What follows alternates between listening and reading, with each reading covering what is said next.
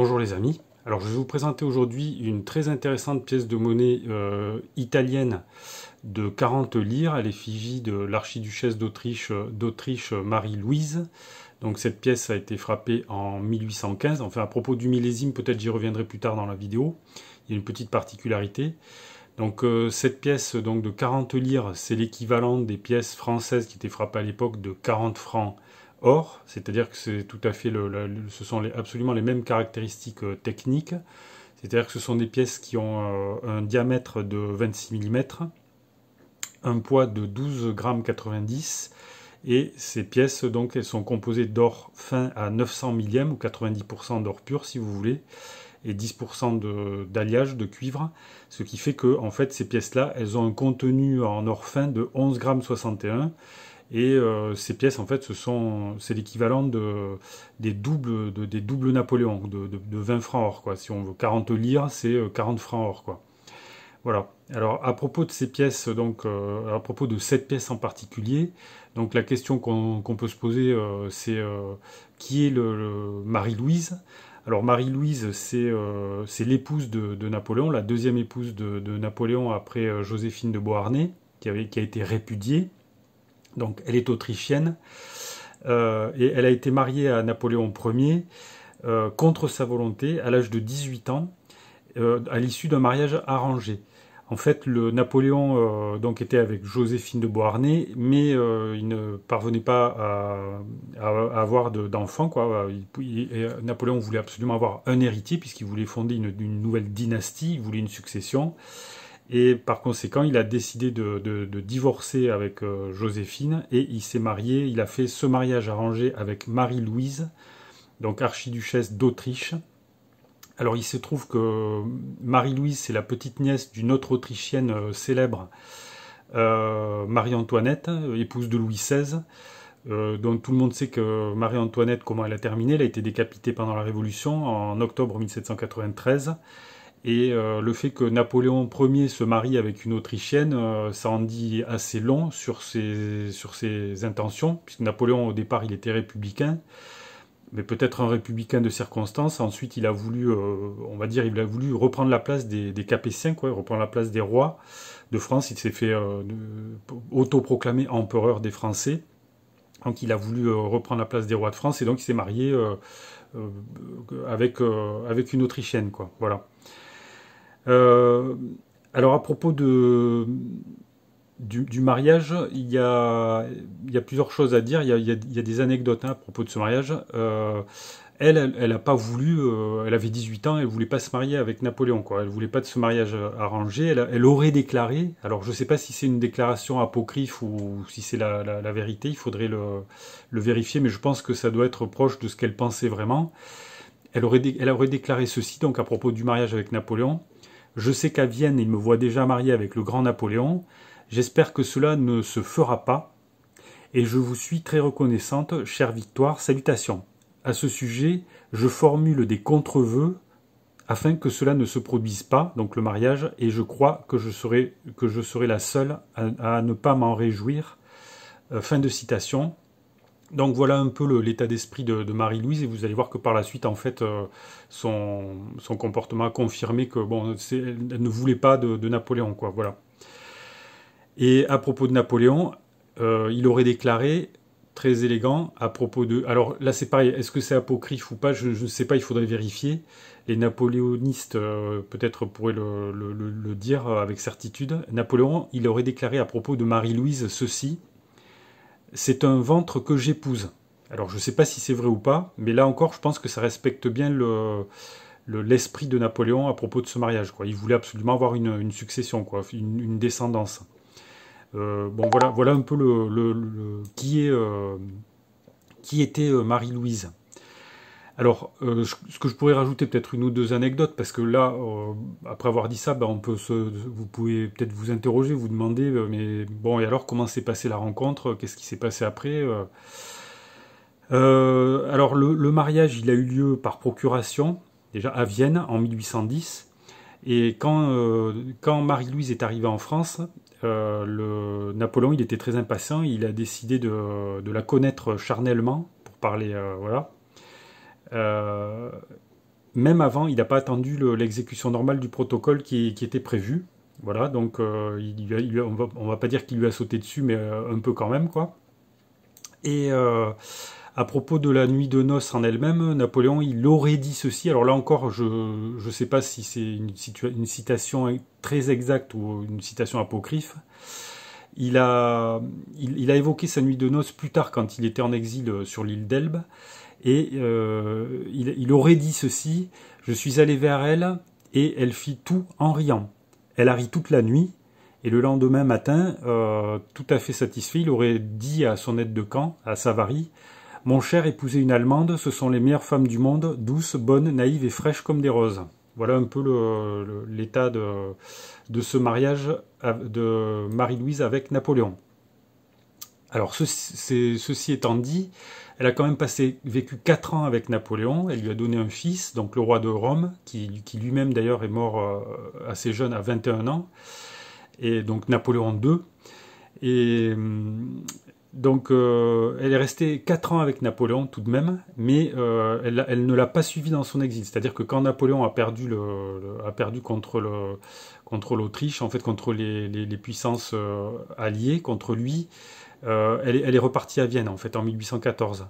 Et après le congrès de Vienne en 1815, c'est à ce moment-là qu'elle est devenue duchesse de Parme, et c'est donc pour ça qu'on voit la titulature là sur cette pièce, qui est donc Marie-Louise, duchesse de Parme. Elle était également duchesse de Plaisance et de Guastalla. Voilà, c'est des petites principautés. Et alors à propos de Marie-Louise, donc elle a survécu à Napoléon. Et à la mort de Napoléon en 1821, elle a déclaré ceci: je vous avoue que j'en ai été très touché, donc de sa mort, parce que même si je n'ai jamais eu de sentiment très vif de quelque type que ce soit pour lui, je ne peux pas oublier qu'il est le père de mon fils, et que loin de me maltraiter comme le monde le pense, il m'a toujours témoigné tous les égards, seule chose que l'on puisse souhaiter dans un mariage politique. J'en suis par conséquent très, très troublé, etc. Voilà, donc vous voyez un peu l'état d'esprit, en fait, comment Marie-Louise a toujours considéré sa relation avec Napoléon. Alors ceci étant dit, donc duchesse de Parme, une Autrichienne duchesse de Parme, donc elle a régné, elle a eu un règne quand même très long, puisqu'elle est morte en 1847 à l'âge de 56 ans.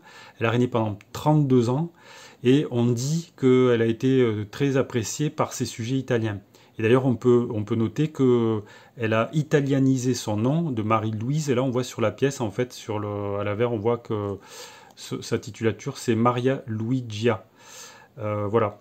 Alors, ce que je peux, voilà pour l'histoire, en fait, un petit peu abrégée quoi, de Marie-Louise, avec quelques anecdotes, mais ce que je peux rajouter par rapport à cette pièce de monnaie, on peut regarder maintenant un petit peu la valeur de cette pièce, quelle est sa rareté, quelle est sa valeur. Alors, il y a d'abord une particularité à noter à propos de ces pièces de 40 lire, c'est qu'elles n'ont pas été frappées dans l'atelier de Parme, dans l'atelier monétaire de Parme, alors qu'il y avait un atelier monétaire, mais elles ont été frappées à Milan. Voilà. Ensuite, on peut rajouter que ces pièces, elles ont une particularité, elles sont antidatées, c'est-à-dire qu'elles ont été frappées à partir de 1815.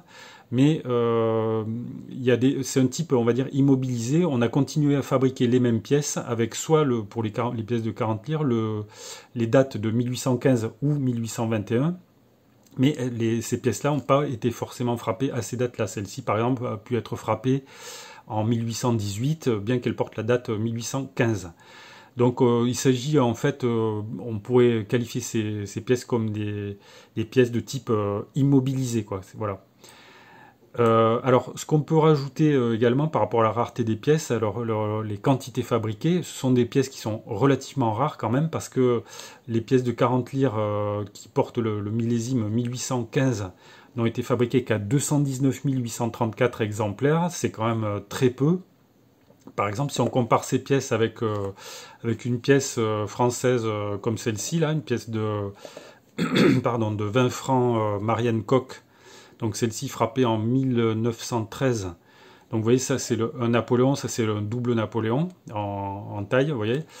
Donc le coq ici, celle-ci a été frappée à plus de 12 millions d'exemplaires, et celle-ci donc a été frappée à environ un petit peu moins de 220 000 exemplaires. Donc on voit qu'on a une rareté absolue qui est très différente, puisque celle-ci est uniquement pour l'année 1913 a été frappée et 55 fois moins rare que la pièce de 40 lires qu'on a ici, quoi.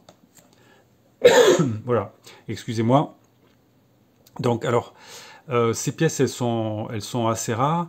Donc leur valeur, elle est déterminée par deux éléments, comme pour toutes les pièces en or de manière générale. C'est-à-dire déjà, bon, le poids en or, si on la faisait fondre, la pièce vaudrait sa valeur métallique intrinsèque, c'est-à-dire le contenu le prix du métal au poids qu'elle contient, c'est-à-dire un peu plus de 11 grammes 60.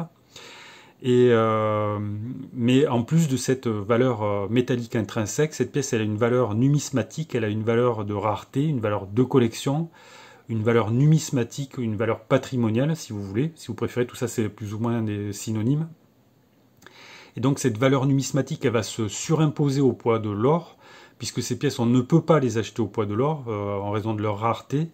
Et cette pièce, donc, au moment où je tourne cette vidéo, je pense que le poids en or, c'est environ 900 € peut-être, quelque chose comme ça, à quelques euros près. Mais ces pièces, on ne peut pas les trouver à moins de, on va dire, à partir de 1200 €.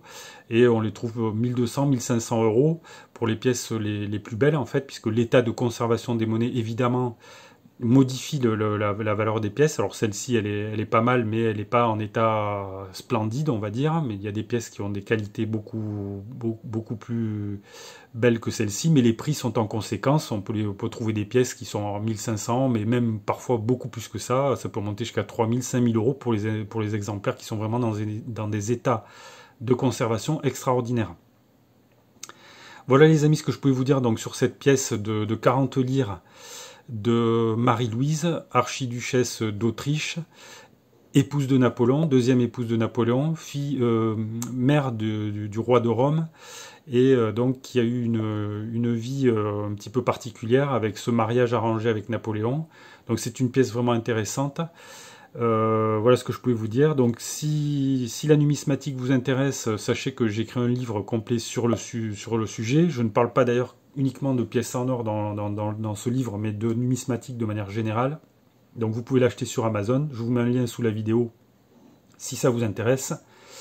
Si vous avez des questions, des remarques ou des commentaires, vous pouvez les faire dans le fil de discussion sous la vidéo. Vous pouvez cliquer sur le pouce j'aime si ça vous a intéressé. Vous pouvez vous abonner, c'est gratuit. Comme ça, vous aurez des actualités sur les pièces de monnaie d'investissement et de collection.